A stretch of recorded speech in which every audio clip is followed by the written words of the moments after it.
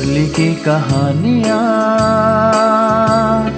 मुरली की कहानियाँ, मुरली की कहानियाँ, मुरली की कहानियाँ। रहमते प्रभु की है खुदा की मेहरबानियाँ, रहमते प्रभु की है खुदा की मेहरबानियाँ। मुरली की कहानियाँ, मुरली की कहानियाँ।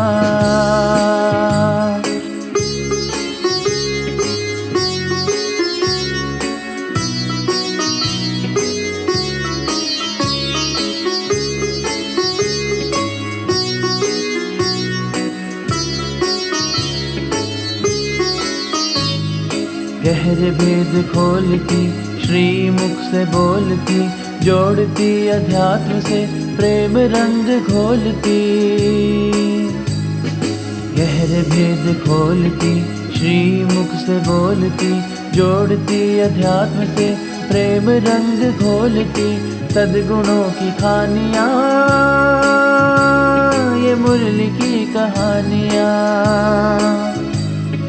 मुरली की कहानियाँ, मुरली की कहानियाँ, मुरली की कहानियाँ, मुरली की कहानियाँ।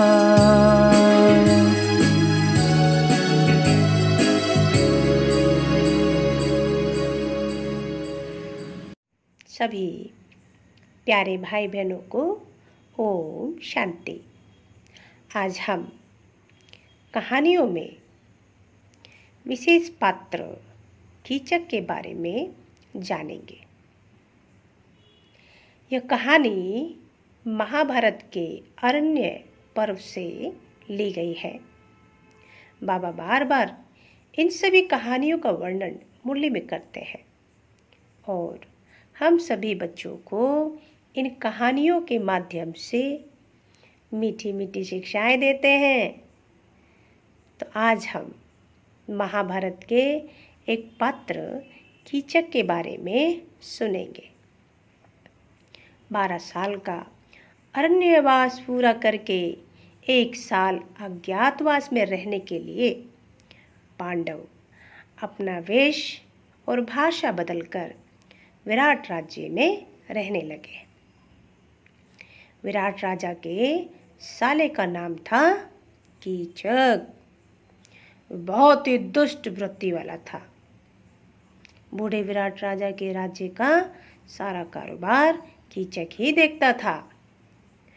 विराट राजा की पत्नी सुदेशना देवी के पास द्रौपदी सरंद्री के नाम से ही रहती थी। कीचक द्रौपदी पर मोहित था और अपनी विकारी दृष्टि से सदा उसे दुख देता रहता था। पांडवों में केवल भीम ही कीचक का वध कर सकता था, लेकिन द्रौपदी डरती थी कि कहीं कीचक का वध उनके अज्ञातवास को भंग ना कर दे, इसलिए वह चुपचाप सब सहन करती जा रही थी। आखिरकार जब उनका अज्ञातवास 3 दिन का रह गया, तब द्रौपदी ने कीचक के बारे में भीम को सब बता दिया।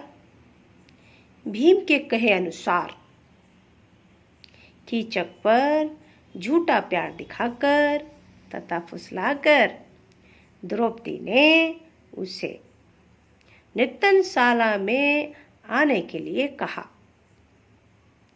वहां भीम ने कीचक का वध कर दिया। तो आज इस कहानी के विषय में क्या आध्यात्मिक रहस्य है? वास्तव में कीचक कौन है, भीम कौन है और द्रौपदी कौन है? इसका हमारे पुरुषार्थी जीवन में क्या महत्व है? कैसे ये महत्व हमारे जीवन को बदल सकता है? तो इसके बारे में आज हम अपनी प्यारी किरण दीदी जी से इसके आध्यात्मिक रहस्य को जानेंगे। हमारी दीदी इन कहानियों के विषय में एक एक पात्र के बारे में जो कि हमारे पुरुषार्थी जीवन से संबंधित है वो हम सभी आत्माओं को सुनाएंगी। अच्छा, ओम शांति।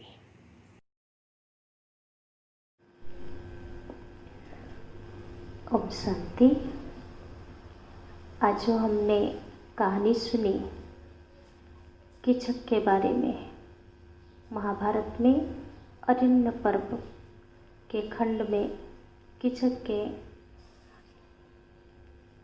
बारे में बताया गया है कि विराट राजा के राज्य में उनके साला कीचक जो कुदृष्टि कुप्रवृत्ति के सूचक है। लेकिन हमें बाबा जब मुरली में कीचक के उदाहरण देते हैं तो वह इसलिए देते हैं जब हम ज्ञान मार्ग में चलने लगते हैं।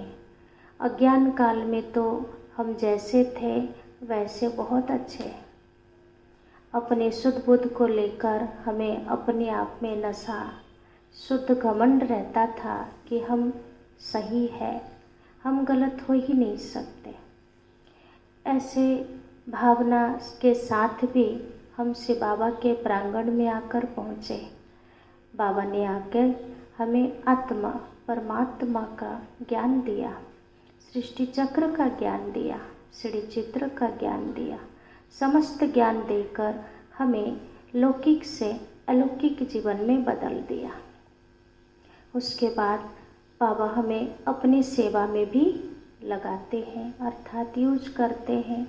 जब हम ज्ञान योग धारणा सेवा 4 सब्जेक्ट में आगे बढ़ते हैं, धीरे धीरे बाबा कहते हैं कि जैसे होम्योपैथिक मेडिसिन लेते हैं, एक तकलीफ़ के लिए लेते हैं, लेकिन उस दवाई को लेते ही हमारे अंदर 4-5 तकलीफ़ शुरू हो जाती है। वो इसलिए होती है कि उसका कारण 4-5 और तकलीफ़ जो छिपी हुई है, और वो जब बीमारी निकलती है फिर दवाई से संपूर्ण रूप में जो अभी जो बीमारी है और जो छिपे हुए बीमारी वो जड़ से ख़त्म हो सके।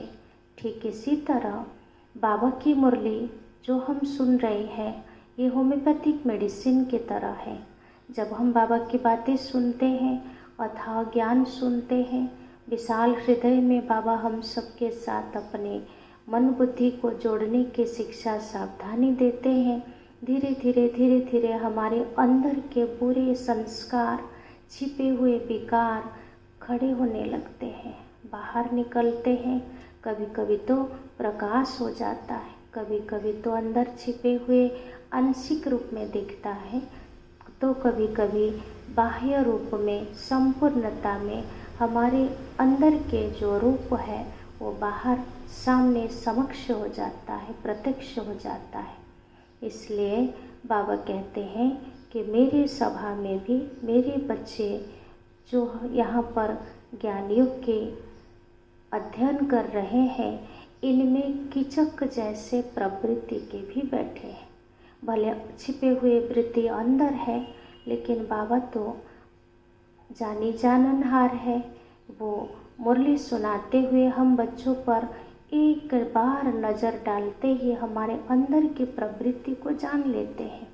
बाबा सर्जन है, बहुत बड़ा सर्जन है, इसलिए वो हमें हमारी अंदर की बीमारी के बारे में मुरली के माध्यम से हमें जानकारी देते हैं, ताकि इन बातों को हम सुनकर हमारे अंदर जो कुदृष्टि है, कुप्रवृत्ति है, इनको ख़त्म करने में हम अपने आप मेहनत करें, ताकि हम अपने बुराइयों पर जीत पा सकें।